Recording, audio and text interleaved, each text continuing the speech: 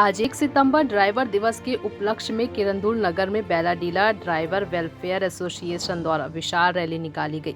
किरंदुल इमली मैदान से बचेली मगल भवन के लिए नगर पालिका किरंदुल मृणाल राय ने झंडी दिखाकर विदा किया। साथ ही ड्राइवर एसोसिएशन को समर्थन दिया। बस्तर संभाग के ड्राइवर संघ द्वारा यातायात सुरक्षा, सड़क सुरक्षा, कोरोना रोकथाम हेतु जागरूकता रैली निकाली गई, जिसमें उस्मान खान अध्यक्ष बस्तर संभाग ड्राइवर संघ मृणाल राय, नगर पालिका अध्यक्ष किरंदुल रोहित दुर्गा, उपाध्यक्ष बस्तर संभाग ड्राइवर संघ राजू दंतेवाड़ा, जिला अध्यक्ष ड्राइवर संघ राजू रेड्डी, संसद प्रतिनिधि किरंदुल एवं ड्राइवर संघ के पदाधिकारीगण एवं ड्राइवर संघ के सभी सदस्य जागरूकता रैली में सम्मिलित थे। बचेली से फखरे आलम की रिपोर्ट।